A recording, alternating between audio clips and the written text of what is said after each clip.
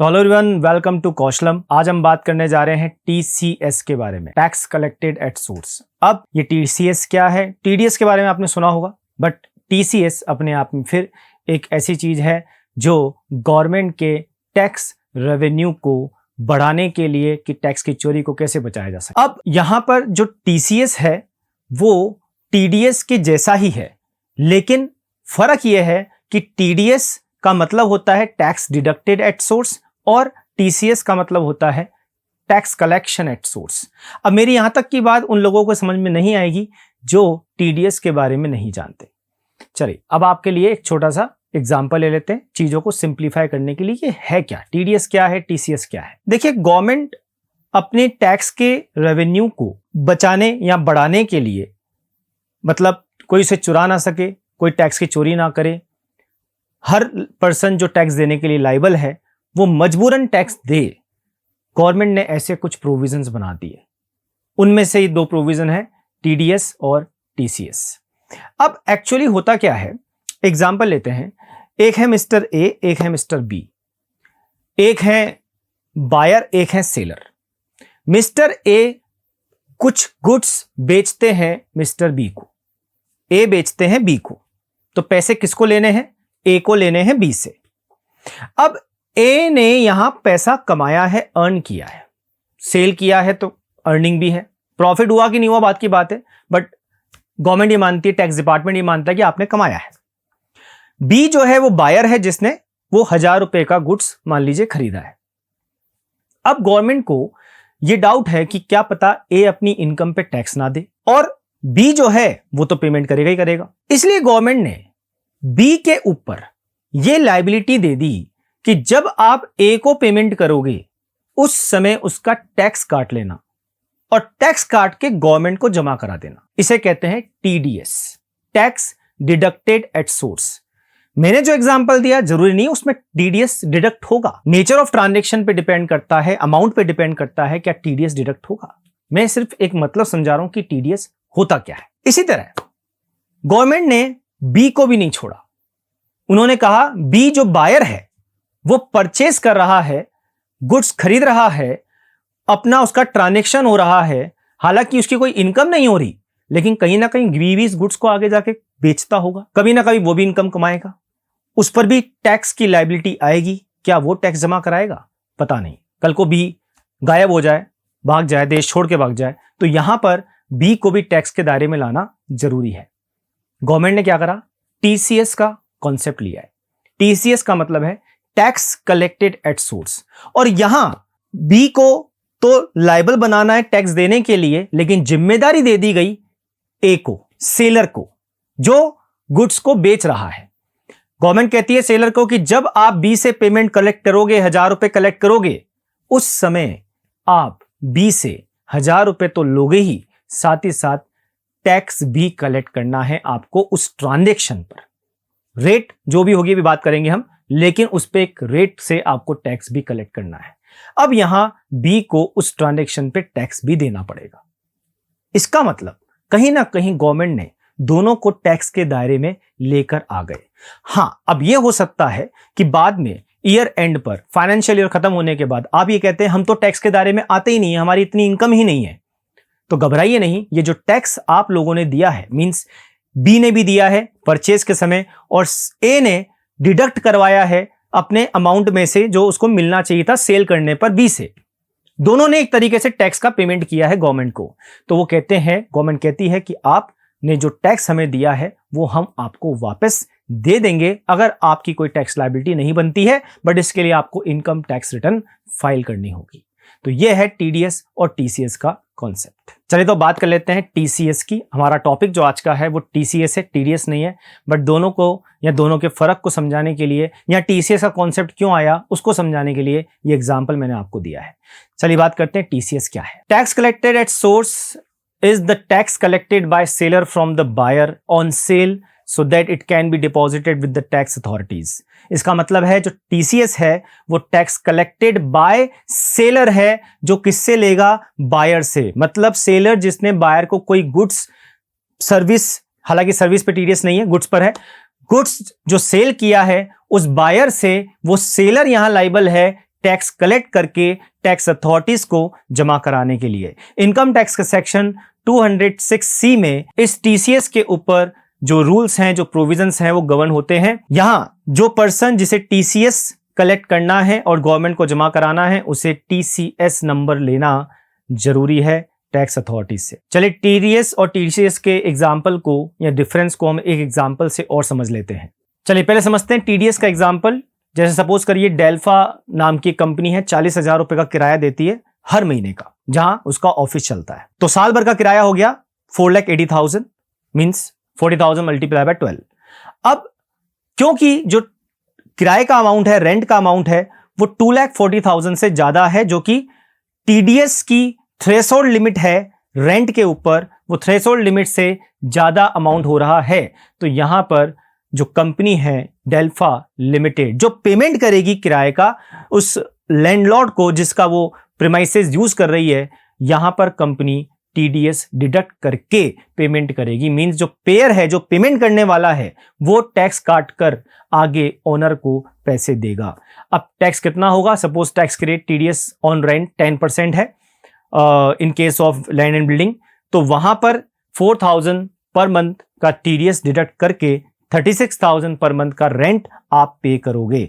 और जो मकान मालिक है, जो ऑफिस का मालिक है, वो जो 4,000 उसे कम मिल रहे हैं, टैक्स कट के मिल रहे हैं, वो बाद में अपनी टैक्स लायबिलिटी में से उसे एडजस्ट कर लेगा। मींस एक तरीके का टीडीएस एडवांस टैक्स है जो सरकार के पास पहले ही आपके नाम से जमा हो चुका है। बस फर्क ये है कि उसे जमा आप नहीं करा रहे, उसे जमा करा रहा है वो पर्सन जो आपको पेमेंट कर रहा है। So this is the concept of TDS. अब बात करते हैं टीसीएस की। सपोज करिए मिस्टर गोपी कोई वुड ट्रेडर है, मींस लकड़ी बेचते हैं। मिस स्वीटी वो लकड़ी खरीद रही है मिस्टर गोपी से, और 50,000 रुपए का वो कुल मिलाकर जो है सामान उनसे खरीद रही है। अब यहां पर मिस स्वीटी मिस्टर गोपी को 50,000 तो लकड़ी के प्लस उस पे टीसीएस, सपोज करिए टीसीएस की रेट 5% है, 5% 50,000 का होता है 2,500, तो कुल मिलाकर मिस स्वीटी 52,500 52,500 पे करने के लिए लायबल है मिस्टर गोपी को। और मिस्टर गोपी यहां कलेक्ट करेंगे 52,500, जिसमें 50,000 तो उनकी खुद की जो सेल है लकड़ी की उसके हैं, और 2,500 वो टैक्स है जो उन्हें मिस स्वीटी से कलेक्ट करके गवर्नमेंट को जमा कराना है। ठीक है, अगर ऐसा नहीं करते हैं मिस्टर गोपी तो फिर उनके ऊपर पेनल्टीज हैं, फीस है, इंटरेस्ट की लायबिलिटीज हैं। चलिए इतना जानने के बाद आप ये जानने में इंटरेस्टेड होंगे कि टीसीएस किस तरह के ट्रांजैक्शंस, कौन से गुड्स पर एप्लीकेबल है, कहां सेलर को बायर से कलेक्ट करना है और उसकी रेट क्या है। तो अब मैं आपके सामने बात करने जा रहा हूं किन तरह के ट्रांजैक्शंस पर, किन तरह के गुड्स पर टीसीएस के प्रोविजन एप्लीकेबल हैं और उनकी टैक्स रेट क्या है। तो देखिए बहुत सारे ट्रांजैक्शंस नहीं है जिन पे टीसीएस एप्लीकेबल होता है। कुछ के एग्जांपल मैं आपको दे रहा हूं, जैसे लिकर ऑफ अल्कोहलिक नेचर, मतलब लिकर पर टीसीएस के प्रोविजन एप्लीकेबल हैं। 1% की रेट से लिकर जो ह्यूमन कंजम्पशन के लिए है उस पर टीसीएस कलेक्ट किया जाएगा। तो मतलब सेलर जो बेच रहा है लिकर प्रोडक्ट्स और जो बायर है जो खरीद रहा है, उस बायर से वो जो अमाउंट है लिकर का, उसके अलावा उस पर 1% टैक्स भी कलेक्ट करेगा और गवर्नमेंट को जमा कराएगा। इसी तरह टिम्बर वुड है जो फॉरेस्ट लीज्ड है उसके अंडर आता हो। टेंडू लीव्स का मतलब होता है जो बीड़ी वगैरह बनती हैं उसके पत्ते होते हैं, उस पर भी टीसीएस के प्रोविजन से एप्लीकेबल है।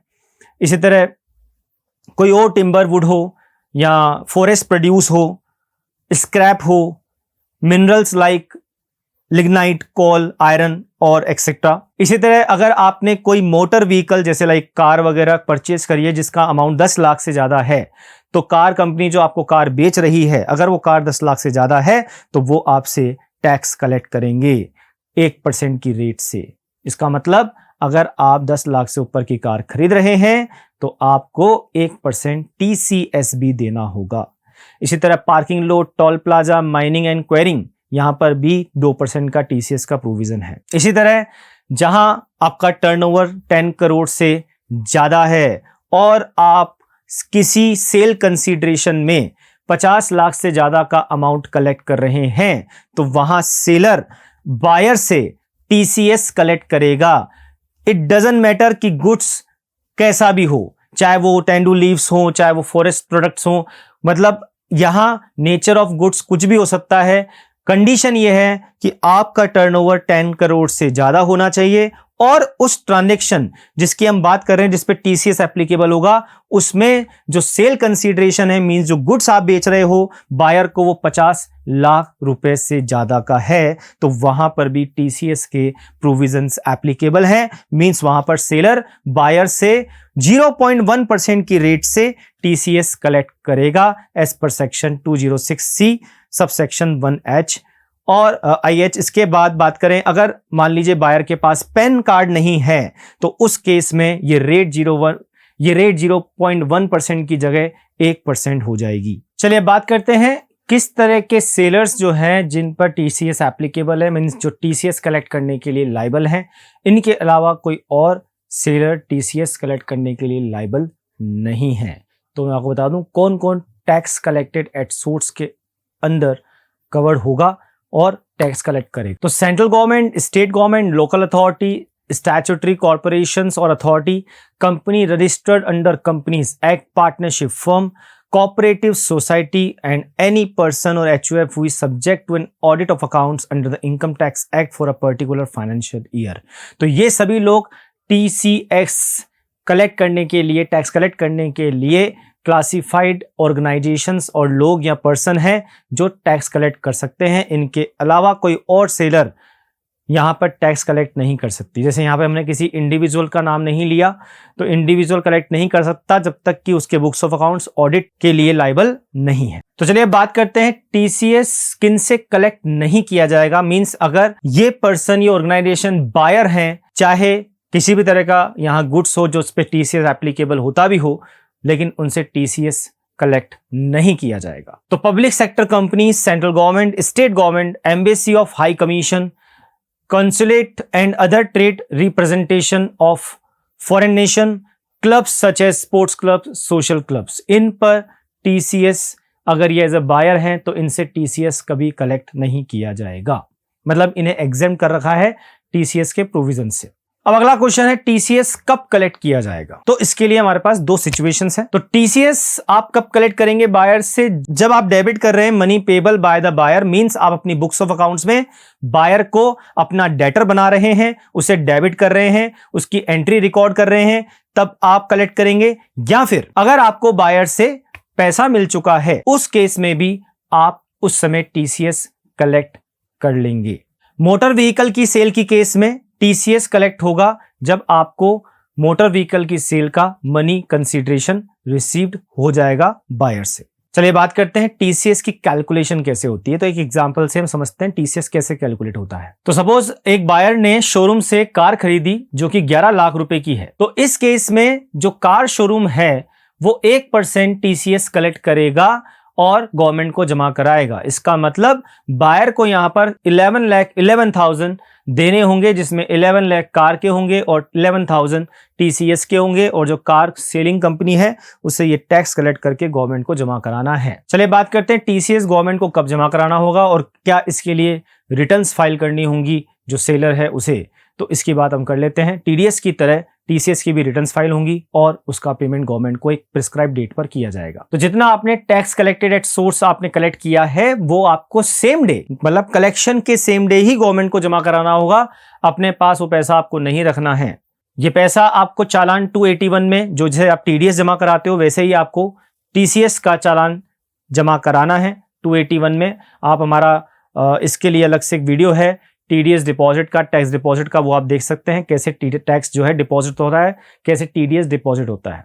तो आपको ये अमाउंट डिपॉजिट कराना है with in 7 days from the last day of month in which tax was collected. Means monthly basis पर आपको पैसा जमा कराना है। जिस मंथ आपको पैसा मिला है उसके नेक्स्ट मंथ की 7 तारीख तक आपको ये पैसा जमा कराना है गवर्नमेंट। जैसे अगर आपको टैक्स कलेक्ट किया आपने in the month of April, तो आपको टैक्स डिपॉजिट कराना है अप टू 7th May। हालांकि गवर्नमेंट कहती है टैक्स आपको तुरंत जमा करा देना होगा जैसे ही आपको टैक्स रिकवर होता है बायर से। अगर आप ऐसा नहीं करते हैं तो आपको 1% पर मंथ की रेट से इंटरेस्ट देना होगा गवर्नमेंट को, 1% पर मंथ और पार्ट ऑफ द मंथ। अब अगर आप टीसीएस कलेक्ट करते हैं, जमा कराते हैं, तो आपको सबमिट करना होगा quarterly TCS return. In form of 27EQ। Quarterly basis पे आपको रिटर्न फाइल करनी होगी इनकम टैक्स डिपार्टमेंट को। बट रिटर्न फाइल करने से पहले जरूरी है कि आपका जितना भी TCS है वो आपने गवर्नमेंट को जमा करा दिया हो। अब बात करते हैं, जैसे TDS सर्टिफिकेट होता है वैसे कोई TCS सर्टिफिकेट भी होता है। जी हाँ, बिल्कुल TCS सर्टिफिकेट भी होता है। तो जब आप कलेक्ट करेंगे TCS तो क्वार्टरली बेसिस पे आप TCS रिटर्न फाइल करेंगे और उसके बाद आप एक TCS सर्टिफिकेट परचेजर को देंगे जिसने आपसे गुड्स परचेज किया था। फॉर्म 27D में सर्टिफिकेट इशू होगा TCS का। अब बात करते हैं क्या TCS पे कुछ एग्जेम्पशन भी है, मींस क्या किन्हीं केसेस में TCS कलेक्ट नहीं करना होगा। जी हाँ, एग्जेम्पशंस अवेलेबल है। तो tax collected at source exempt होगा इन केसेस में जब आप बात कर रहे हैं कि जो गुड्स है वो यूज होगा पर्सनल कंजम्पशन में, मींस जो बायर है वो गुड्स को पर्सनली कंज्यूम कर रहा है, पर्सनल कंजम्पशन में ले रहा है, तो वहां पर TCS एप्लीकेबल नहीं है प्रोविजन। इसी तरह जो परचेजर है वो गुड्स को परचेज करता है फॉर मैन्युफैक्चरिंग, प्रोसेसिंग और production, not for the purpose of trading, means आप जो गुड्स है वो आप खरीद रहे हैं खुद आगे दूसरा कोई goods as a raw material manufacture या प्रोसेस करने के लिए, और उसकी ट्रेडिंग नहीं करेंगे, आप आगे बेचेंगे नहीं, तो वहां पर TCS के प्रोविजंस एप्लीकेबल नहीं है। चलिए बात करते हैं ई कॉमर्स बिजनेस में TCS एप्लीकेबल है क्या। जी हाँ, ई कॉमर्स बिजनेस के लिए TCS का एक स्पेशल प्रोविजन है जिसकी बात भी हम कर लेते हैं। ई कॉमर्स प्लेटफॉर्म का मतलब है यहां पर buying and selling of goods by electronic mode, means online mode. आप ऑनलाइन मोड से जब गुड्स बाय एंड सेल करते हैं तो उसे हम ई कॉमर्स बिजनेस कहते हैं। अब यहां जो ई कॉमर्स कंपनी है, जो ई कॉमर्स ऑपरेटर है, जो एक मीडिएटर का काम करता है बायर और सेलर के बीच में, जैसे फ्लिपकार्ट है, अमेजन है, उनके ऊपर TCS की लायबिलिटी एप्लीकेबल है।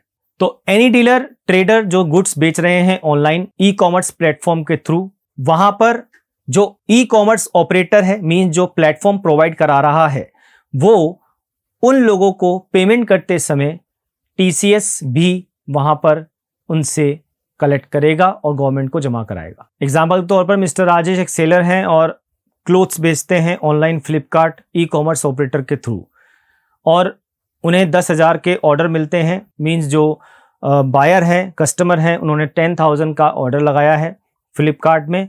अब यहाँ पर जो मिस्टर राजेश है, क्योंकि पेमेंट फ्लिपकार्ट ने कलेक्ट किया होगा, तो फ्लिपकार्ट जब मिस्टर राजेश को पेमेंट करेगी, जो कस्टमर से पेमेंट उसको आया है, वहाँ Flipkart 100 rupees as a TCS collect करेगी और गवर्नमेंट को जमा कराएगी on behalf of mister Rajesh. तो ये थे TCS से रिलेटेड कुछ बातें, उससे रिलेटेड कुछ प्रोविजंस। ऐसी ही और जानकारी के लिए आप जुड़े रहिए कौशलम के साथ। Thank you.